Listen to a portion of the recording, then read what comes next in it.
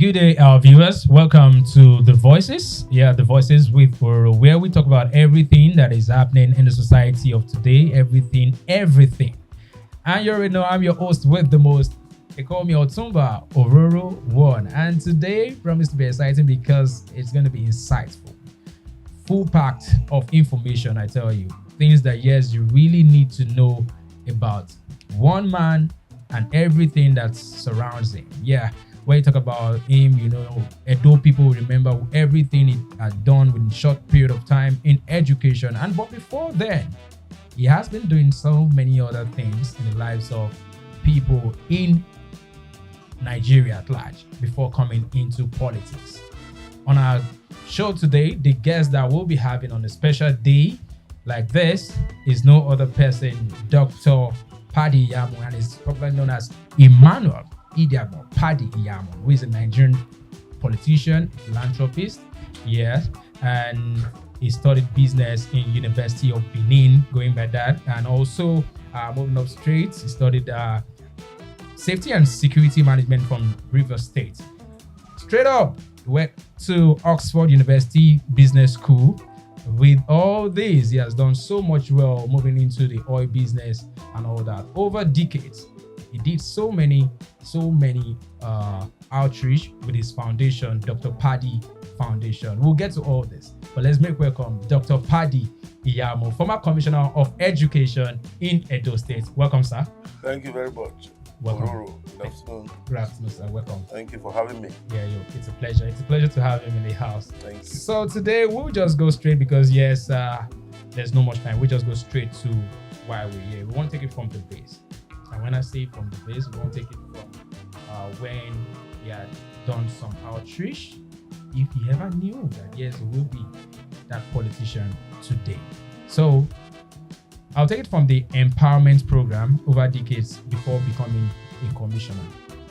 Yeah, he used this platform, this foundation to help mommies, daddies, women and fathers out there to cure so many ailments. Yeah, or we call it lipoma, fibroid, and the last one, he brought it to Edo State. It's something that he has been doing over a decade. And all that. So it's something that yes, we really need to applaud. But let's start off with that. Sir, your empowerment program that yes, you've been doing through your foundation, the surgery. Now people might just come up and say, okay, come and test, but there's no solution to it. But you give them the avenue to test and also resolve, give them solutions to it. What brought that idea? Okay, thank you very much once again. The DP Foundation was founded 10 years ago, and it was born out of the need, to help humanity. Because, as I always say, the purpose of life is to have a life of purpose. And I think that if you have been blessed by God, the only way that you can give back, because even in the Holy Book, say whatever you do to the least of your brothers, you have done unto me. And so for us, at the DP Foundation, motto especially is taken from the book of Proverbs chapter 19 verse 17. He who is gracious to the poor lends unto the Lord, and he will repay him, all he has done. So it has been a journey, a very, very impactful journey, having to see people carry burden for 10, 20, 25 years, and the burden is taken away from them. It's fulfilling. No matter how much money you have, you can't go to your grave with the money. Yeah, sure. I've never seen a man who was buried with Rolls Royce, or a man who has been buried with Bentley. So, but what you do for humanity is what you'll be remembered for even when you are gone. So I would say that in a nutshell, what drives us is passion, and the need to help humanity. What made me start even the surgery is that I've seen women, in pains. I've seen people in the course of my journey, friends, maybe you have someone who continuous bleeding, and you ask a question, what's the problem? And they say maybe it's fibroid and all that. So that could be part of the reason. I may say that, yes. But basically, holistically, it's just to see how, when you identify a problem and see how you can help people solve a problem. That's That's basically the brain 9 years in Delta.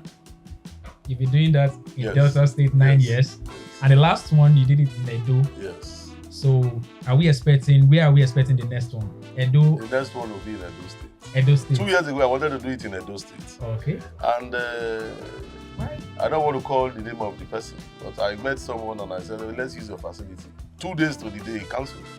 Oh no. Yeah. So because of that cancellation, Edo people did not Yes, enjoy I had to 2 move. years I had to move back to the Delta. patients to Delta. 2 days to the surgery. The patients from Edo, yeah, I had to move them. to Delta. Yes. I had to move everybody to Delta, back to Delta.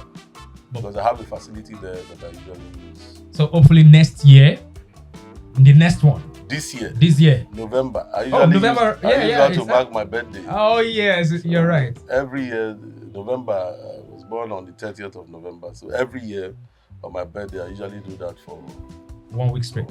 for our people. Wow, that's nice. Yeah. Thank you so And much. for aside that. the surgeries, we have a lot of things we do at the DP Foundation. We have the business grants to young people. Okay. Yeah, the last time we gave out over 300 and gave out money to over 350 persons. Yes, yes. 300, more than 300. Yes. It's online. So we did that for them. Even before the governor came on board, we did one where we gave out money to over 200 persons. It's online. So we have the DP Foundation. the youth empowerment. We have the Christmas with widows, where we give out food items. Okay. Even last time we did it at the stadium.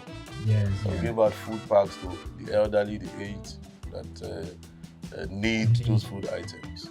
We have the magic moments with children. Okay. Where we celebrate some of our children, especially those with special needs. We also have the prison outreach. All these are online. The DP Foundation has been doing that. That's a very big one. That's massive. That's big. I tell you, at least 350 persons giving grants to And do again, something. I'm using this opportunity to invite you on the 17th of July.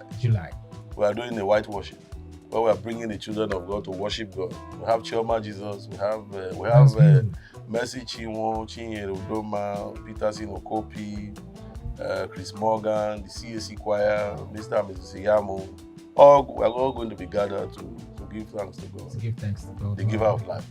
Wow, thanks so much. That's very nice. Thank you. Beautiful. Thank you. Now, we talked about the empowerment program already.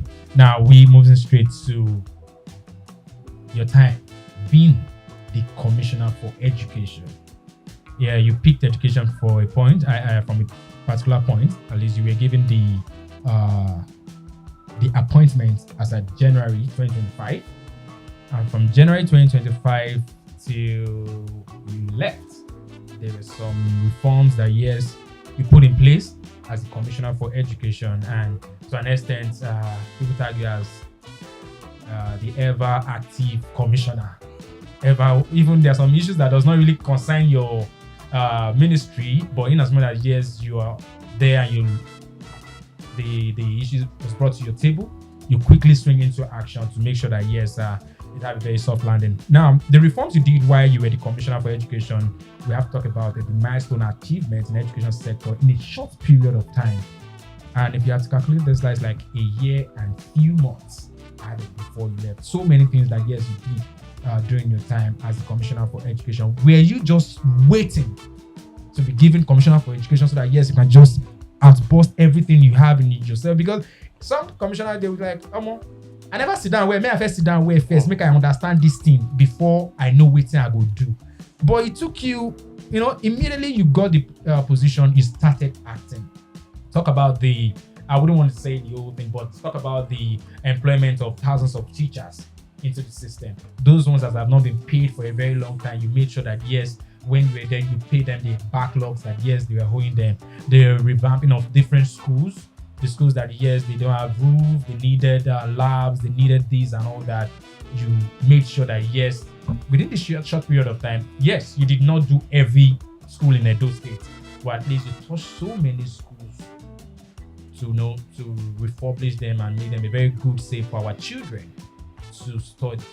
So when you prepared, or they've hinted you last 2 years that my education you did go because it was so the speed in at which you delivered all this? Okay, thank you very much. Well, as an individual, I must say one thing that drives me, is vision, passion, and action. As a human being, if you do not have a vision, and you are not passionate about what you are going to do, and you don't take action, of course, you will not amount to anything. The truth of the matter is that I never knew that I would be education commissioner. Yes, I was giving all the support to my principal, the governor, and he said that Paddy is not. You need to be part of the government, and I'm like, but that's not part of. He said, no. Our governor is someone who he has an excellent spirit. So I think he spotted. His spirit man told him, that bring this guy on board for the job. And on that fateful day when I was announced, still in line with what I said earlier, I told myself, what's the way forward? I started working. And I wrote out my vision. Wow. And of course, you know that I'm passionate about humanity, how we can help people, how we can take them out of, the present position that they are, that may not be conducive, and put them in a better space. And the next one is I had to take action. So from the first day, I wrote out, my plans for the ministry, because I didn't just want to come there to occupy space. Otherwise, did I want to just come there to bear the name commission?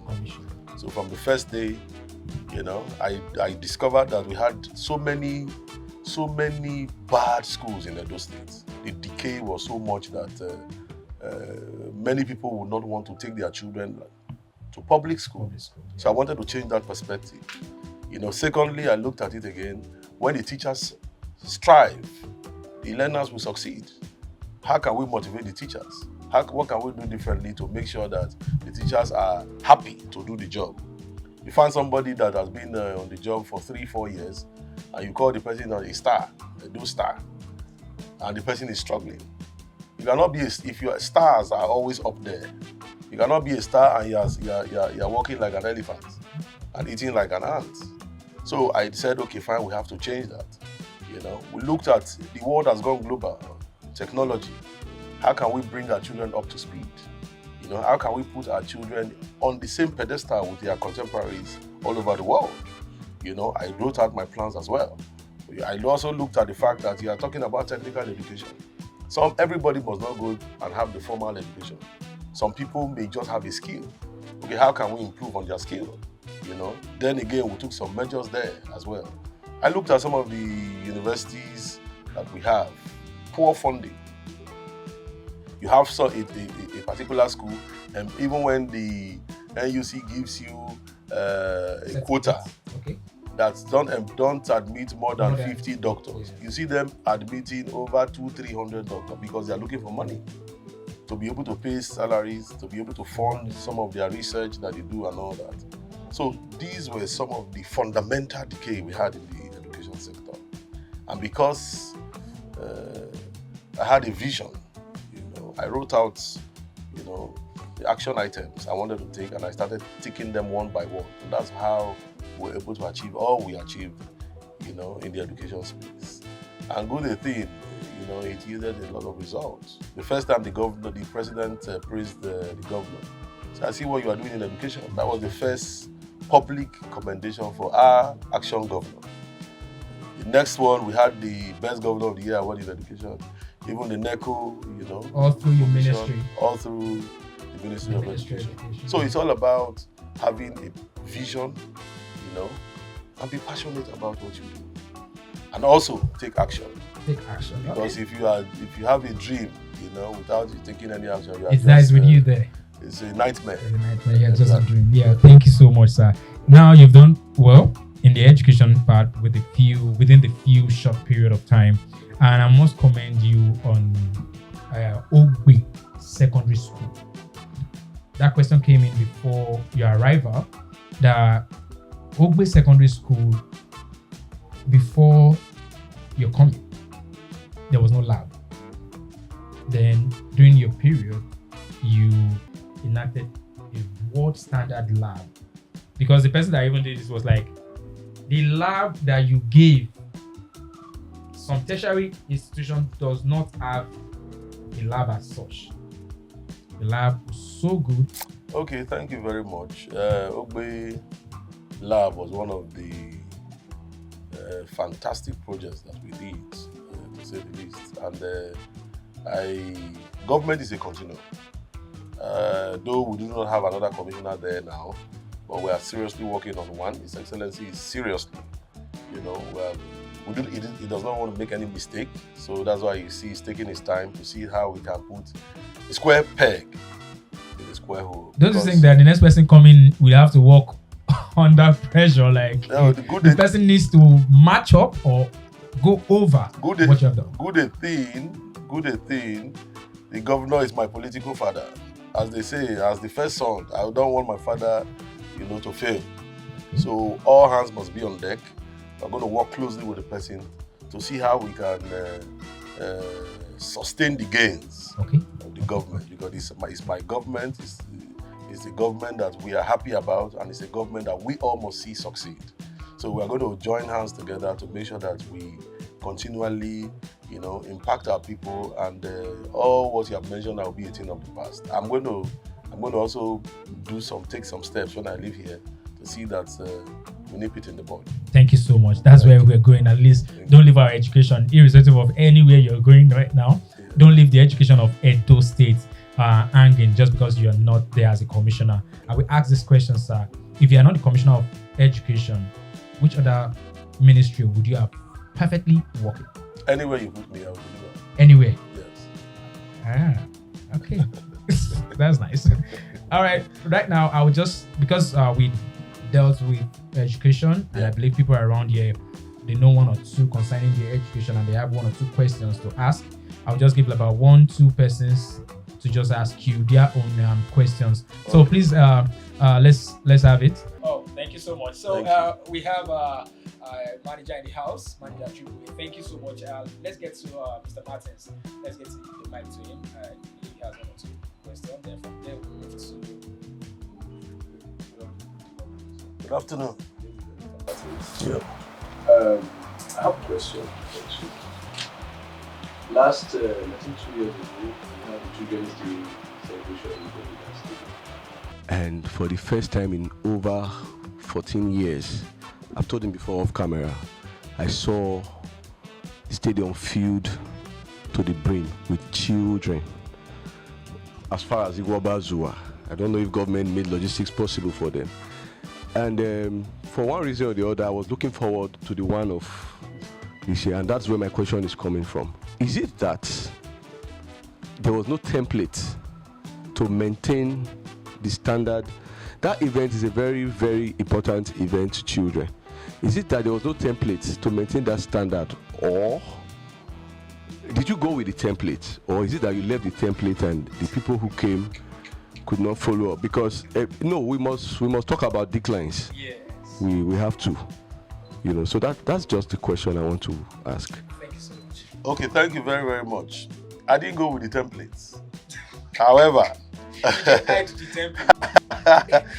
if you watched what played out in the last children, you attest to the fact that the children they all came out in their numbers as well. But I think someone dropped the ball, and the governor has taken decision as regards those that dropped the ball. Yes. Some things that we did to make it a success were not done in totality. So I think that was why that issue came up. However, the governor has already taken a very decisive step to make sure that it does not repeat itself. Those who dropped the ball have been well handled. Yes. Thank you so much, sir. Thank you. So the last one, we go to CEO Revaton, Mr. Kelly Rematon.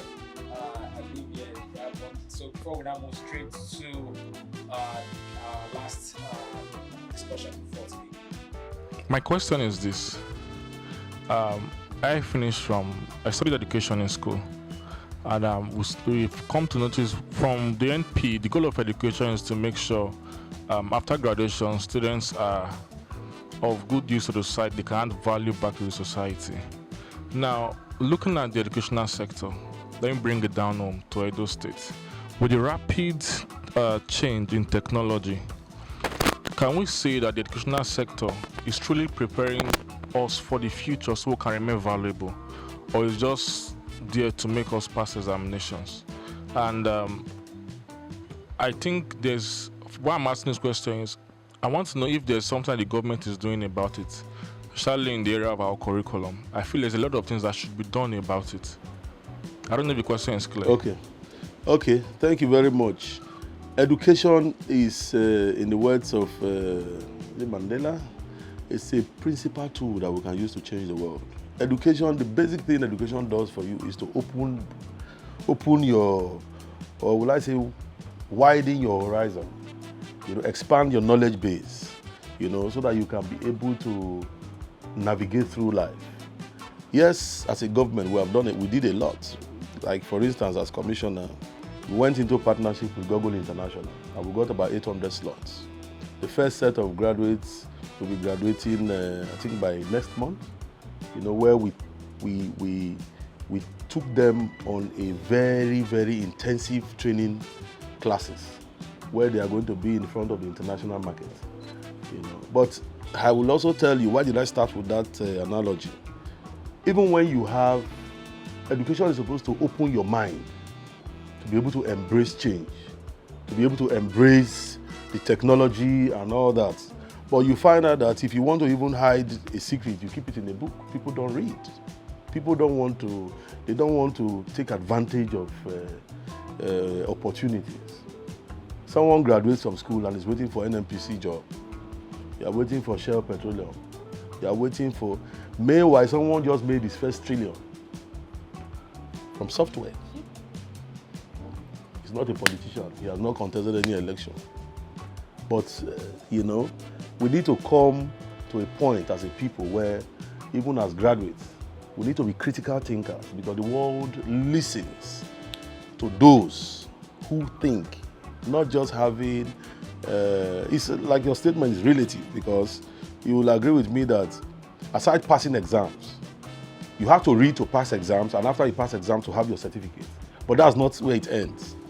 As an individual, you also have to work on yourself to be able to think, identify opportunities, and grab them when you see them.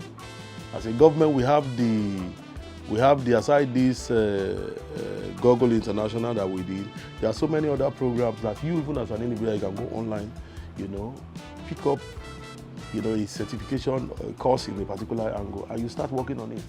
I take Ururu, for instance. What we are seeing here now is not, you didn't need to go to Harvard. You are somewhere, you are thinking, okay, we were just having a chat before the event started, and he was telling me about his plans. I was quiet. So it tells you that when he was working wherever he was working, he didn't see that as his final end. He was also thinking as an individual, okay, can I have mine? What can I do differently? He has even gone a step further to know who is going to sign his next breakthrough. That will tell you somebody who knows what he's doing. So we need to get to a point as a people where we don't just sit down. You go online, you see many people insulting the governor, insult people. But when you find out that, when even in their house, they can't even control their own immediate family. You see someone sitting down there, you are insulting. On easy lies the head that wears the crown. If you know what it means to govern a home, let me not even use a state, you will not even insult anybody who is governing the state, because it takes a lot of work. For many people, I went to somewhere to discuss with some persons, and you say was a youth conference in Edo State, and people, the guys were shouting about APC. Another, so I switched the camera and I went to some of the ladies there. I'm like, how many of you suffer heartbreak? The hall went quiet. The guys that were chanting suddenly became quiet. Like, Where is this man going to? Yeah. And many of the girls raised up their hands. I said, why do you suffer heartbreak? You suffer heartbreak because a man tells you that he will do X, Y, Z for you, and you trust him. Then the next minute, maybe once he immediately has his way with you, you are calling him the next day, he's not picking up his call. And everybody was quiet. Why is the man doing that? It's a character flaw. You go to a lady, you tell her what she wants to hear, you deceive her, you get what you want, then you block her. So you, that is insulting Ogbebolo, what of your own character? And everybody went quiet. So as a people, we need to, the change begins with us. Before you blame the government, you have to check yourself first, you know. And as per education, as per technology, it's available. We even have several programs from the federal government, but people would not just want to key into it. You are waiting for someone to serve you. Success is not served a la carte. You have to struggle. You have to struggle. You have to make efforts so that you can get it done. Just like Ororo. Thank you very much, sir. Thank you so much, sir. Okay, I know you. This administration sent some teachers to China to gain more. I don't know if they are done or they are still on the course right now. At least I know some of them are back. At least trying to impart back to our Edo students as well. The teachers are back, but students are still there. Our students are going to be there for 3 years. For 3 years. Yes. Okay, let's leave that on education aside. With all this, because we can't even talk about the whole thing you did in education, what are the expectations from your office? Because yes, we are vying for the post of Oredo Federal Constituency. Now, we are leaving education, targeting the federal level, representing the people of Oredo in Abuja. Oredo people are now asking, like, okay, for education, you finish up. Now, what do you want to do? Because now this one will be full state. It concerns the people of Oredo. What are your plans? What should Oredo people be expecting from you? Okay, thank you very much. I will say it very simply. As commissioner, if I was able to do all I did for the entire state, Oredo is too small for us to handle, by the grace of God. At the federal level, you know, our people, all they need is, you know, it's not really, you know, a big deal. Let me use that language. Once you give people, you know, you give them the required empowerment they need. You make sure they have good healthcare system. You make sure that they have good water to drink. You make sure that even those that are living in a particular area have the basic things of life. They are talking about the basic things of life. Some politicians, some of our reps, they believe the basic things of life is sharing cutlass, brandy stone, or sharing what they call it. All these menial stuff that people need in their house. They feel that yes, those are the things that people need. Okay, let me give you a benchmark. As commissioner, we unlock the keys to China. Damn. As commissioner, we unlock the keys to Turkish government. 10 of our students are going to Turkey by next month. As commissioner, we unlock the keys to Google International, and 800 of our youths are there. As commissioner, let's leave the schools and everything that we did and all that. As commissioner, we're able to, you know, get private partnership with Seplat and Co. to help build labs like the one you are talking about, and also partnership for our children that can put them in front of the oil and gas industry and other technologically driven industries. So you can see that my vision and my pattern is different from the regular. Not your regular. With what we have done, it's going to show you the direction we are going. We are going to make sure that we bring the required development, policies. Even as commissioner, another notable one was the NELFund program for the national, where no child in Edo State today is being sent home for school fees. If your father does not have money to pay your school fees, we enlist you into the NELFund program. The school fees is paid, you have your stipend monthly as commissioner. So we are going to Abuja, we are going to look at all the programs that they have there and bring it back home to make sure our people benefit.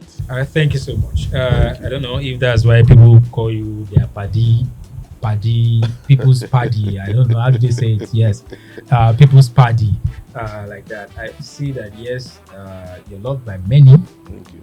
I don't know if it's through your foundation. I don't know, but at least it's glaring to people that yes, they saw what you did out there and all that. But right now, I want to ask this: your person, Mr. A, might like you because of who you are, because of what you've done. The person might have not benefited from it, but for the fact that the person has this human feeling, I like for you to do this for this person, for you to do okay, wow, that's good.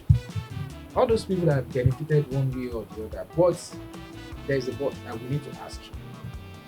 Now that you're going for a federal position, won't the president's policy, the policies of the president, especially the fuel subsidy, won't it affect your party?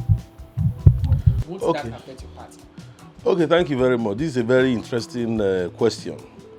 You know, the policies of President Bola Ahmed Tinubu as regards the fuel subsidy is something that is very, very controversial. And many people that are not informed, but I put it to our teeming population today. You take out monies that are being used to satisfy a few, and you give it back to the states, and you inject that money back into the system so that the poor people can benefit. Instead of holding those that are being given the money responsible, they are holding the president responsible. That's a very wrong thing to do. Look at in Edo State, for instance. Let's take Edo State as a typical example. Okay. Senator Mondo Ukpebolo, with the money he's receiving from the federal government, from Senator Bola Ahmed Tinubu, with the money he's receiving from Senator Bola Ahmed Tinubu, he has been able, let me start from my primary constituency, the education sector. We employed over 6,000 teachers. So when you are talking about hardship, when you are talking about the money, the people are not feeling it at the grassroots level, you are wrong, because those 6,000 people were out of job. Now the president collected the subsidy from the rich and gave some part of that money to Ukpebolo. Ukpebolo has taken that money. He has employed 6,000 teachers. 6,000 households. 6,000 households have been empowered. Come on, we should celebrate our gains. You have empowered 6,000 people. You are building schools. We built over 102 schools before I left as commissioner. Those 102 schools are contractors. Contractors have been giving money to build those schools. Those that are doing chairs are doing chairs. Those that are doing roofing are selling roofing sheet. Those that are selling block are selling block. You have empowered another 102 families. Circulation. More than 102, because if each contractor has 102 schools, then the workers are under him. Those that are making chairs are under him. Those that are even doing supplying rods are under him. Those that are selling cement are under him. So you have empowered another 100, let's say approximately another 300 families. Okay. We go to the health sector. Senator Mondo Ukpebolo employed over 1,000 plus health workers. 1,000 families again in Edo State taken out of poverty. Their families, their brothers, their sisters that can now benefit from them. Because when you give one man a job, that man has dependents. From there, he can take care of his family, he can send his children to school, he can take care of his father, take care of his mother. So you can see the multiplier effect. So when people start talking about, are we going to go into the 3,000 vigilante that he has employed? Those 3,000 people have families. Are we going to go to the road infrastructure? All the roads of Senator Mondo Ukpebolo have been, constructed. Those that are in the farm, those that are in the villages, they will be able to produce their goods, then move them, to the city and sell them and make money. Look at these CNG buses. 50 CNG buses again have been bought. With those 50 CNG buses, you can go from Benin to Auchi with 200 naira. I saw that. Yes. I saw that with 200 naira. Yes, the government is working. 200 naira. Yes, I'm always shocked when I see some people. Majority of people that I saw the governor do not stay in Benin. They stay outside Benin. They are on social media. They are in America. Maybe bloggers in America, in London, or whatever. And you just sit down and tweet. But the real development is in Edo State. And those that we vote and that will support us are in Edo State. And they will support us because they can see the meaningful progress. Go online, those that have 200 naira to go and comment, to buy data, to start commenting, they comment rubbish because they are not here. we are. You can tell that we are not where we want to be 100%, but we are not where we used to be. Okay. If you look at all the, are we going to talk about agriculture? Over 1,500 hectares of land. You know, look at the food initiative that the governor, and we must commend him for the security aspect. And look at the security aspect, because we know it's not just over how many hillocks. We had over 100 and something hillocks bought. We have over 2,000 motorcycles bought. We even have helicopter flying around our bushes and everything to make sure that there is sanity. And now there's no longer kidnapping in Ekpo Man the way we used to have it in Irua, in everywhere, and nobody's talking about it. Forgetting that somebody is on his toes every night. On his toes the man does not sleep. But you know one thing that people don't actually give when things are going right. No, they don't say anything. People don't. No, it's normal. It's human. People just like step back. But when there's an issue, it's even very sad that when one small mistake you just wait. Somebody will not sit down with a man that is doing all those things. You now sit down and say, why? There's a grammatical error he made. Is that what we are looking for? Action. Look at those that can speak grammar. That there are children, that we have people that are missing in their state that they cannot do anything. Look at what happened in vegetable market. Under 24 hours, the person was recovered. We have to celebrate our gains. And this is also a message to those who keep going online to go and be insulting the governor. I want to. They should desist from it. The man is doing well. When somebody is doing well, you clap for him so that he can do more. So, for your question, yes, sir. The people will vote for us because we are working. Anybody, any state that is not working, they should hold the governor responsible because Pablo is using his money judiciously. Thank you. Any state that is not working, yes, hold your state's governor responsible. That means yes, you will accept the fact that yes, money is coming from the federal. Yes. And not once, not twice. Even the governor has said that yes, he has enough coming from the federal to work in Edo State, and I feel that's why he stopped the aspect of revenue. I said yes, I don't want bus drivers, traders to pay any revenue. That yes, we have enough to work with in the state, and that is a very good one. At least that will reduce the burden. At the time I saw one driver, I said, "Oh, now I feel married like 2 wives." A day, I know they pay. Seriously, that was not the reason why they stopped revenue now. So these are things. Well, you said it already that yes, okay, the subsidy removal enables the federal government to give more money to the state to work. So yes, and we've seen some of the infrastructure development that's going on in different sectors like that. So all the way to the top, all the way to the federal level, Dr. Paddy Iyamu. And we'll be looking forward to next foundation. Yeah, like that. Yes, you better go. Thank you so much for staying with us all through. We have an insightful program with no other person, Dr. Paddy Iyamu, already Federal House of Representative, constituency representative, right in the studio with us on The Voices. It's been a pleasure with you, sir. Thank you so much. Thank you so much. Thank you so much. Thank you so much. Can't wait to see you at the top. Yeah. You know, the top. See you at the top. Top. Very the top. Thank you so much. Thank you. Thank you. Thank you. Wish you all the best. Thank you. And also, we look forward to the foundation this year's yes, sure. November 30 period. Sure. Yes, Thank you. Thank you. Thank you, sir. Thank you. Thank you. Thank you. Thank you.